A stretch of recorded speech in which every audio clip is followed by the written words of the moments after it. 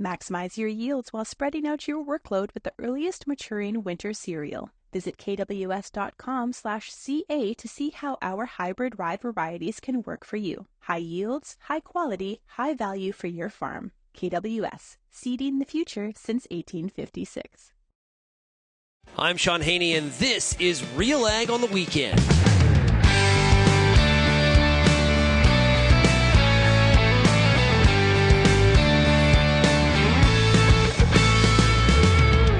Let's get real and get connected with the week that was in Canadian agriculture. RealAg on the Weekend starts now. Welcome, everybody, to RealAg on the Weekend here on 650 CKOM and 980 CJME. I'm your host, Shaun Haney of RealAgriculture.com, and it's great to be with you here on another edition of this show. It is great to talk to all of you across Saskatchewan on the Rolco Radio Network, and hope you had yourself a great week. That's right. Showers continue in different parts of the province. Continue to hear good things from many of you in terms of how your pasture and crop conditions are progressing. There's a lot happening at this time of the year. Indeed, it is very, very busy. And we're going to continue with some of the busyness here on the show. We're definitely going to get a breakdown on what's happening in those markets, those pests. Why won't the market cooperate? We got a crop out there. We want to sell it for as much as we possibly can. And canola this week lend us that opportunity a little bit, a bit of a rally in canola.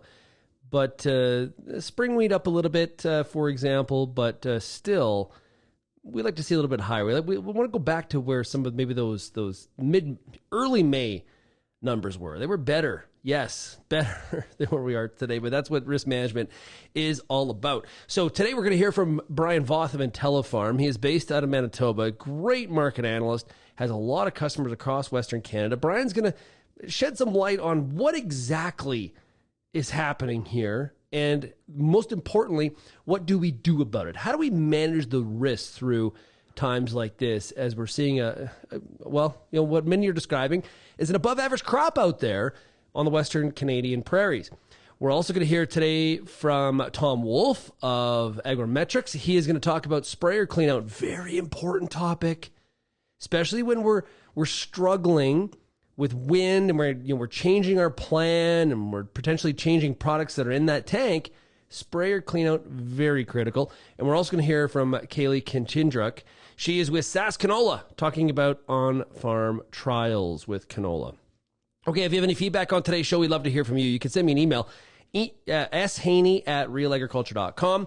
You can also find Real Agriculture across all the different social media platforms. Would also love you to call the Real Ag feedback line. Give us your feedback, 855-776-6147. As I mentioned, the markets have been a little bit of a challenge. They have indeed, yes, and we got to steer through this. We can't do the ostrich strategy where we just sort of close our eyes and hope in 2 weeks they're going to be better. Sometimes that works and many times it doesn't. But patience is important. Discipline's important. Got to get rid of the emotion.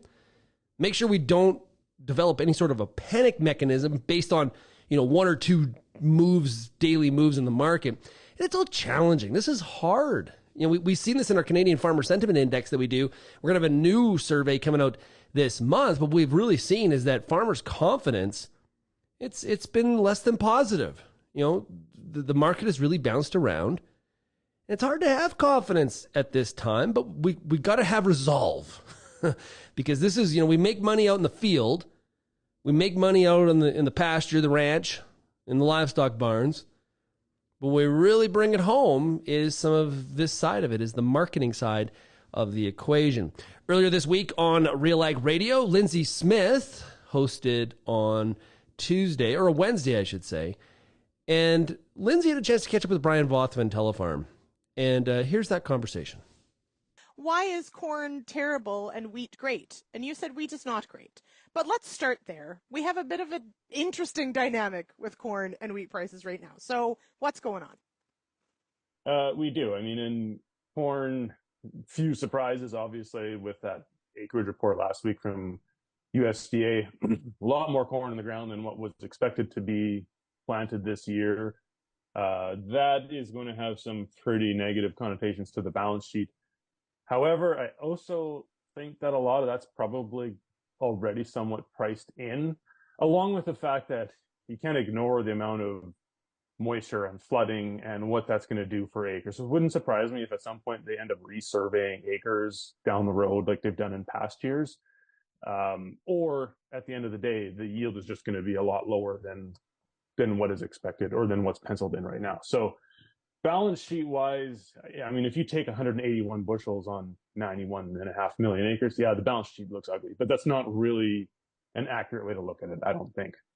Yeah, aside from that, you look at what the funds have done and holding this massive short position in corn, holding short positions across a lot of commodities, actually. But on the other hand, and we should go back and look at this when Shaun and I were talking about this, because it's probably a year and a half ago when I told them that my downside objective on corn was $3.90 a bushel. And well, we hit it last week.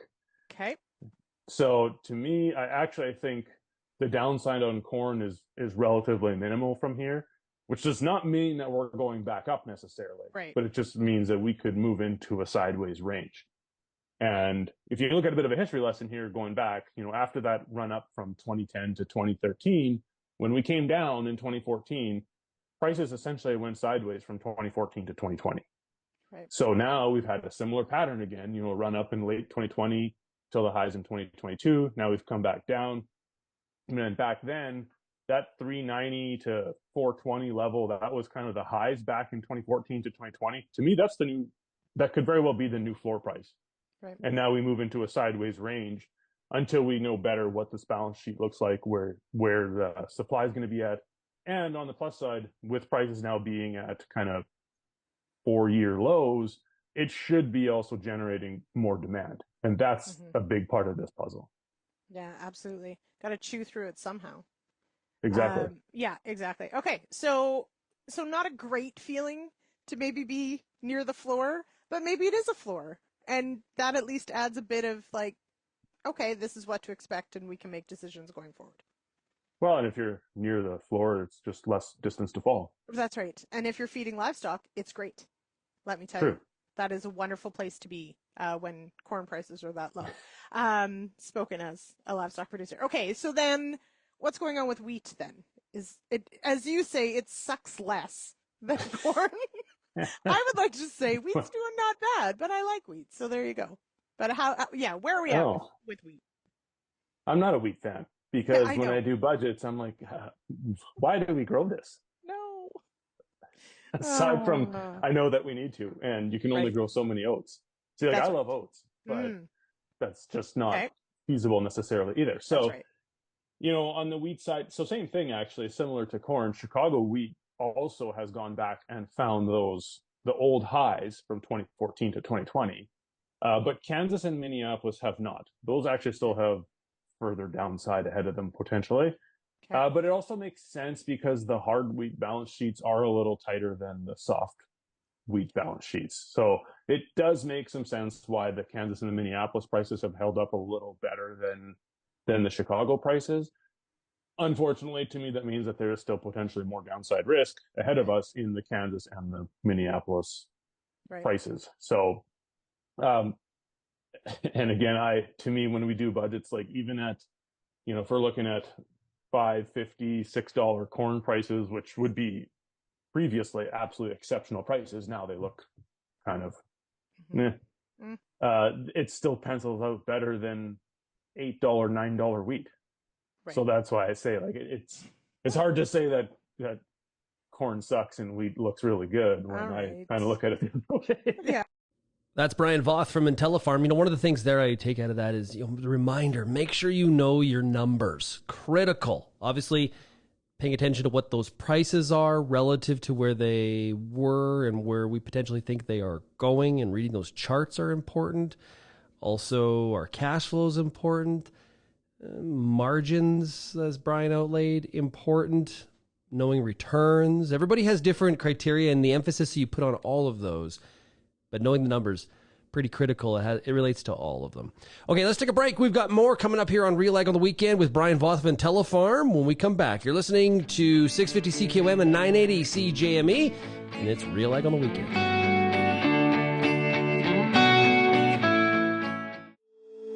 If you're involved in the agriculture industry, it's important to stay informed on all the latest issues affecting your business. At RealAgriculture.com, we offer fast, reliable news, information, and insights to help you keep on top of all of the latest in Canadian agriculture. Visit RealAgriculture.com and sign up for our free daily newsletter covering everything from news, agronomy, animal agriculture, and much more. Visit RealAgriculture.com/subscribe today.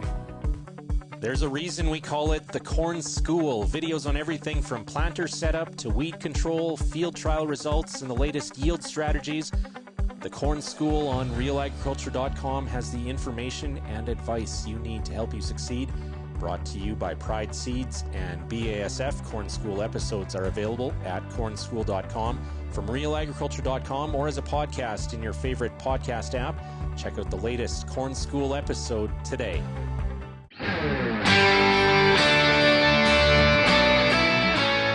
You're listening to RealAg on the Weekend here on 650 CKOM and 980 CGME. I'm your host, Shaun Haney of RealAgriculture.com. Let's continue listening to the conversation between Lindsay Smith of Real Agriculture and Brian Voth of Intellifarm talking about the markets. Let's talk about our other cousins, canola and soybeans. Any excitement in the canola market? How are we looking there? Yeah, we hit support on canola at that $600 level last week, and we held, and we've now had a pretty solid bounce up. Obviously, we're up at 654, approaching resistance, which comes in around that 662 level on the November. So we'll see whether we can manage to get through that or not. Again, there was a little bit of a surprise on the Stats Canada acreage numbers, coming in at just over 22 million acres, so about 500,000 higher than what was expected, and even higher than what was projected back in March. Mm-hmm. Now, granted, given how they've changed their surveys on this, that survey, the answers were actually from December, which makes no sense at all. But so the acreage is actually very similar to 2023 using that number. Again, bottoms of drains are going to be done and whatnot. So yield becomes a big factor going forward as well. But the bigger problem that we've seen for the last number of years is just the demand issue in canola. Crush demand is phenomenal, but export demand has just never come back. And this is always the problem to me. Like, while it was a lot of fun selling $25, $27 canola, the damage that did on a demand side is huge. And we talked about it 2 years ago, that it's very easy to get rid of demand. It takes a long time to get it back. And that's where we're in right now. Our export demand is still only like 65% of normal. And it's not China, which is what a lot of people think, but it's not actually China. It's just a few of the other buyers that were very consistent canola buyers in the last number of years or last decade that haven't stepped up in the last year or two. So somehow we need to get that demand back. Now, prices dropping down to $600 a ton or $570, something in that is probably going to do it. Also, we're much more competitive with European values then. So I think we are on track to start adding that demand back. I still don't think we're going to get back to 10 million tons of exports like we had prior to 2021. But again, it takes a long time to build demand back, and very little time to get rid of it.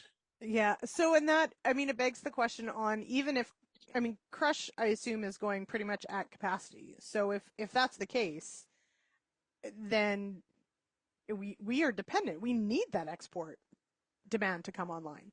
Right. And crush capacity has expanded immensely in the last number of years.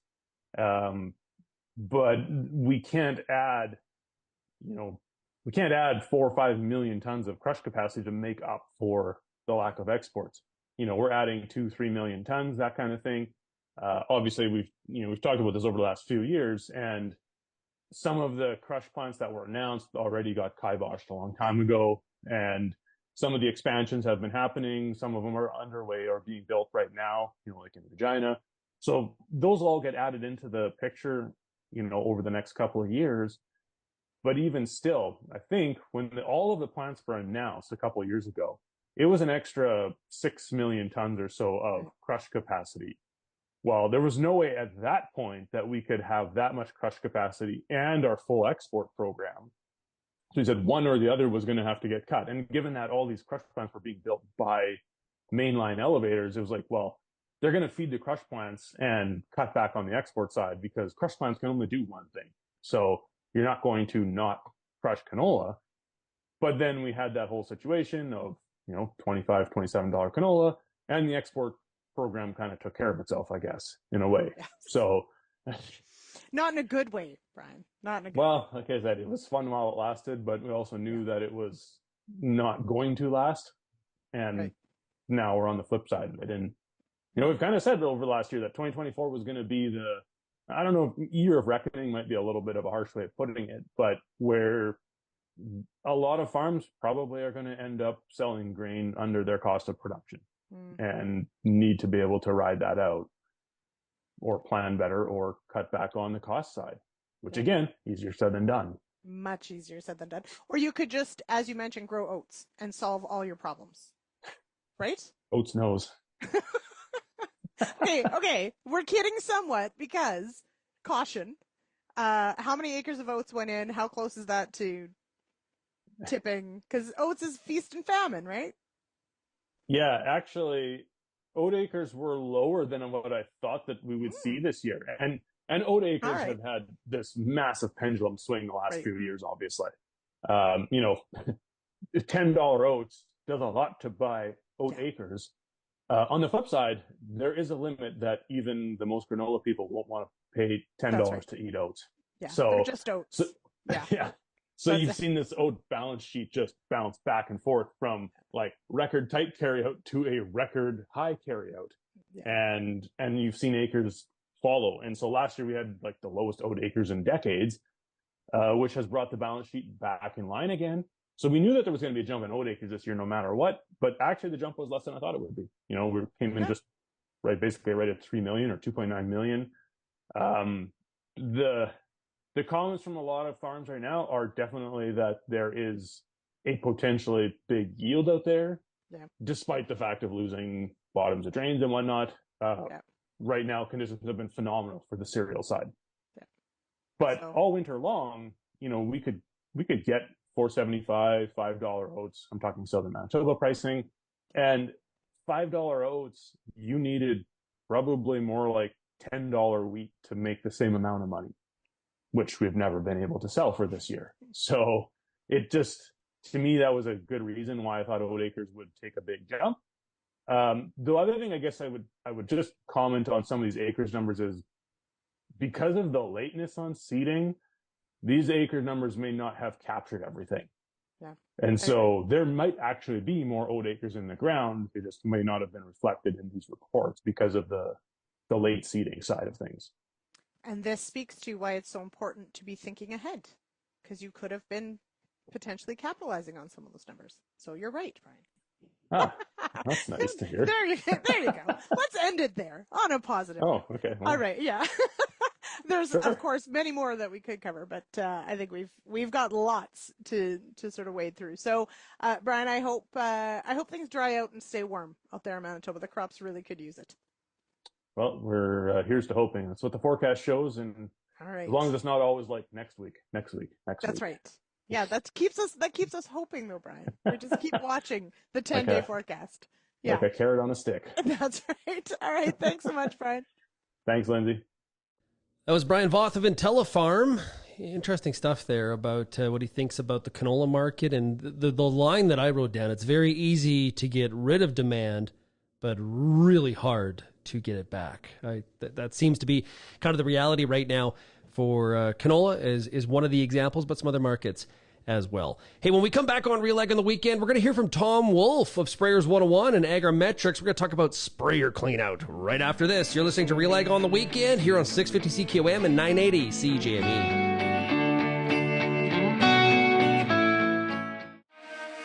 Get all the information you need to keep your pulse crop healthy and profitable with the Pulse School on RealAgriculture.com. The Pulse School is a free YouTube video series covering agronomy, research, and more across a host of different pulse crops. It's also available as an audio podcast wherever you download or stream your favorite podcast. Check us out on YouTube or visit RealAgriculture.com, the Pulse School, brought to you by BSF Canada. The Canola School on RealAgriculture.com is your one-stop shop for everything a canola grower needs. Check out our free video series on YouTube for all the latest in canola agronomy, research, marketing, and more. Don't have time to watch? Download the podcast version of the Canola School on RealAgriculture.com or anywhere you download your podcasts. Stay on top of all things canola with the Canola School on RealAgriculture.com, brought to you by BASF and Invigor Hybrid Canola.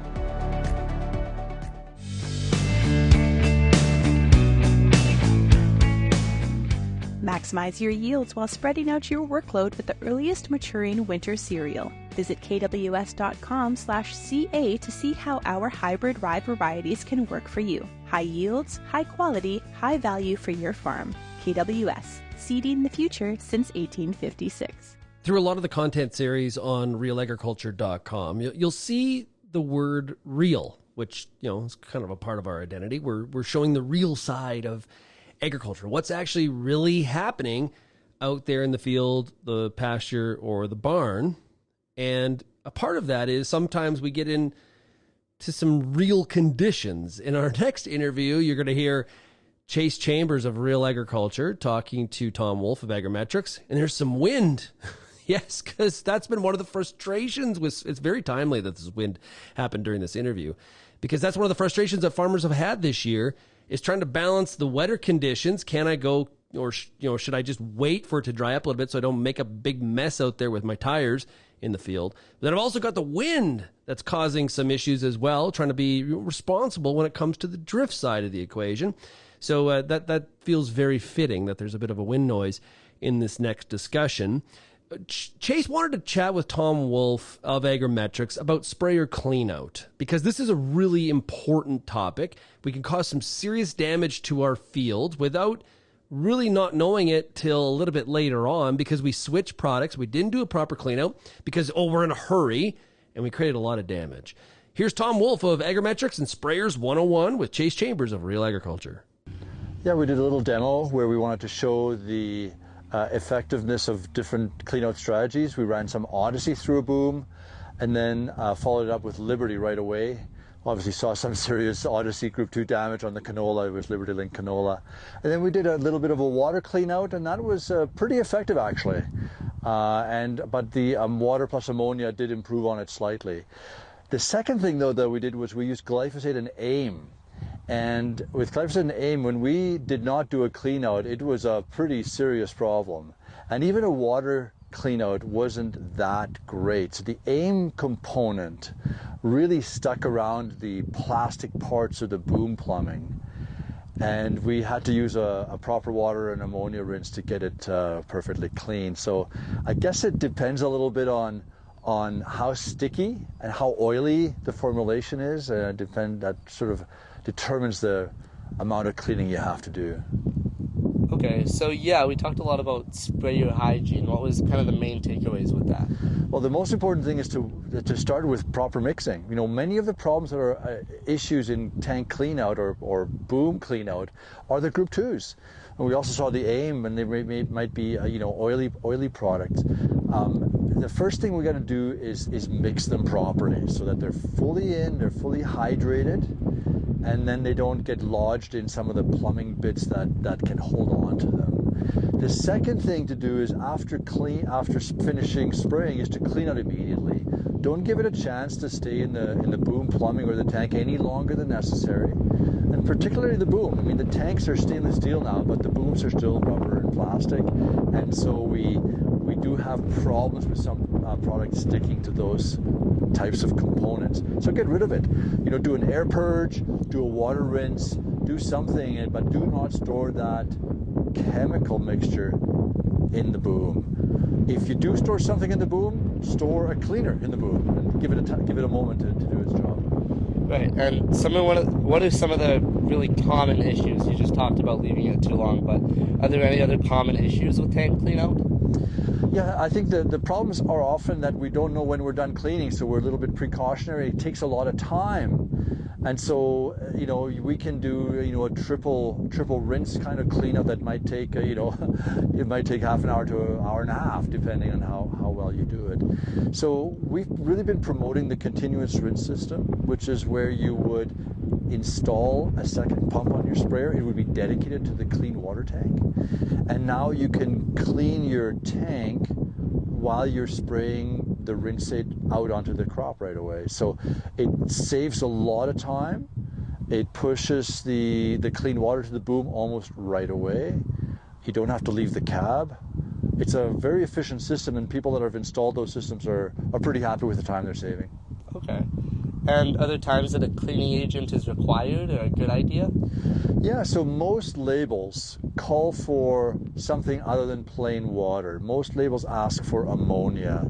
And ammonia is a great cleaner to use. It was demonstrated here in this demo. Ammonia was better than water. And the issue is, do you have an emulsifiable concentrate in your tank? So an EC is an oily solution, an oily formulation. And you can tell that it's an EC if the tank is milky white. Okay, if it's milky white, then you should use maybe a surfactant in addition to your ammonia. So that could be a non-ionic surfactant, but it could also be a commercial cleaner like All Clear or some other products like that contain surfactants in their formulation. Those are important because they're even better at removing the grease, the oily layer that can protect chemicals from coming out off the tank walls or off the plumbing walls. Okay. And what were you showing during your presentation with this? Yeah, so this is a little kit. So I picked this up at Wilger Industries, and so what they've done in Saskatoon is they've made components of sprayers that help you convert your boom to a recirculating boom. The recirculating boom is really cool because it keeps the product flowing. There are no dead ends anymore. So even if you're not spraying, it could still be pumping through the boom and going back to the tank. A recirculating boom makes it really easy to air purge the boom out. You don't waste product because you can push the air purge back into the tank. You could even rinse it and push the water back to the tank so you don't have any waste. It makes it a lot easier to prevent pesticide from just staying in the boom components too long. Very great innovation. What Wilger has done, if you haven't got a recirculating boom on your sprayer, you can go to places like Nozzle Ninja in Stettler. They'll sell you a kit for your sprayer, or you could try building one yourself with these components. It's not that hard. Awesome. And is there anything else that you want people to know? Yeah, I think, it's funny. I think that the responsibility for cleanout remains with the operator. So being thorough, I think, is very important. But I'm really happy to see that the manufacturers like John Deere here have come out with their own factory-installed recirculating booms. Other sprayer manufacturers like Horsch and Agrifac also have them from the factory. And you've got Rogator's got them from the factory. So that is a really cool innovation that's helping farmers clean their sprayers better. Nice. And do you think that's kind of the future for sprayers? I think so. I think, I want to remove the responsibility from the farmer a little bit. I want to make it easier for the farmers to do the right thing, like clean their sprayers properly. And I think a part of that is the machinery has to be easy to clean. That's Tom Wolf of Sprayers 101 and Agrimetrix, based out of Saskatoon, Saskatchewan. You know him well. If you've been to any agronomic event over the past 2 decades, Tom does a great job. He is really Canada's leader when it comes to research and extension on sprayer equipment, the art of spraying, the whole gamut. And we're spending more and more time on our sprayers. So Tom's information is absolutely critical. You can find more information in interviews like this in our Canola School. This was one of our recent Canola School episodes. You can find it at canolaschool.com. It is brought to you by BSF Canada and Invigor Hybrid Canola. That's canolaschool.com. Let's take a break. When we come back, we're gonna learn a little bit about on-farm trials. You're listening to RealAg on the Weekend, of course, here on 650 CKOM and 980 CGME.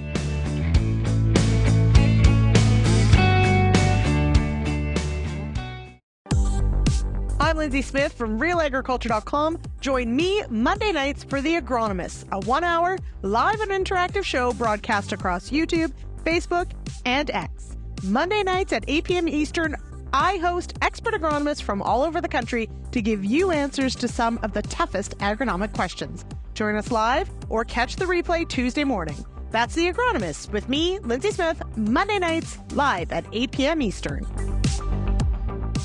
Hi, I'm Bernard Tobin, host of the Soybean School on RealAgriculture.com. Throughout the year, on the Soybean School, we'll bring you timely agronomic video content from planting to harvest, from the latest agronomic research to the latest in production technology. Check out our massive video library on YouTube, RealAgriculture.com, or download the audio podcast versions wherever you get your podcasts.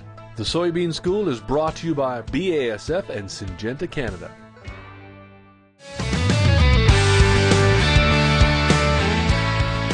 Amber Bell of RealAgriculture.com was out and about in Saskatchewan, checking out some of the crops, filming some of our crop schools. And she was able to catch up with Sask Canola's Kaeley Kindrachuk, and they talked about some of the on-farm trialing programs that Sask Canola is a part of. Let's take a listen. Here today with Kaeley Kindrachuk of Sask Canola, and we're going to be talking about on-farm trials and how they differ from plot work and what that looks like for producers and how you can get onto a program that does on-farm trials. So welcome, Kaeley. It's good to have you. Yeah, good to be here. Okay, so let's just jump right into the heart of it. What exactly are on-farm trials? So Sask Canola's program, Top Notch Farming Trials, are a way for us to help farmers be able to answer questions that they may have that are specific to their farm or their area. So we work with farmers to do replicated randomized trials, field scale trials on their farms. Okay, and how does that differ from plot work? So there's still a lot of merit to small plot work, but oftentimes it's difficult for farmers to be able to apply the results from small plot work to their own farms, especially if there's miles between the two. So we're helping farmers to take maybe some of the research or the results from the small plot work and apply it onto their farms to see if it works for them. Okay, and so if there's miles between the two, is it the actual physical miles or agronomic practices, or what's? Physical miles. So there's a lot of variability on farms. There's a lot of variability from field to field. So sometimes it's very difficult to say that something is going to work when it comes out of small plot research onto your farm. And so this is a way for farmers to be able to test that practice on their field, using their own equipment with many of their other existing practices to see for sure if it will work. Oh, great. So can you give me an example of a completed project? So last year, 2023, was the first year for Top Notch Farming Trials, and we looked at a foliar applied nitrogen-fixing biological product in canola. So we finished up 1 year. We had 9 sites across the province, ranging from Carrot River to Shaunavon. So we had quite a good range of soil zones and environmental conditions. We looked at one product, but unfortunately, fortunately, we didn't see any results across the province. So that's valuable for those growers to be able to answer those questions on their farms. However, there was still a lot of interest, so we're looking at it again this year. So with that project, so that spanned a number of farms. Do you guys do projects where it's just single farms? We don't typically, although we do open it up to farmers being able to choose now between whichever protocol that they would like to do on their farm. And so we have some that range from 3 sites to some that range back up to 9 sites. What really drives our program is for farmers to come to us with the ideas. So we've had a lot of questions in the past as to whether or not these foliar applied nitrogen fixing biological products actually work. And when we wrote the protocol in 2023, early 2023, there wasn't a lot of unbiased third-party information to reference. So we thought this would be a great way to kick off our program and help farmers out. So outside of just the one project, what value do you see in the entire program in on-farm trials? So again, farmers are able to see how things work on their field, But also with our on-farm trial program, or top-notch farming trials, we are allowing farmers to also work alongside a research expert, so they have access to that, as well as their agronomist throughout the growing season. The trials are replicated and randomized to account for any field variability as well. And then at the end of the growing season, the results or the data is analyzed so it comes back into a usable form for growers. So sometimes when we just do a regular strip trial, you might see like a 4 bushel increase and say, hey, that works. But when we actually look at the statistics afterwards, after the data is analyzed, it may come back that it's not actually statistically significant. So it offers a little bit more value and a little bit more information for growers. Okay, so I'm a canola producer and I have a brilliant idea on how I can make a fortune on my field.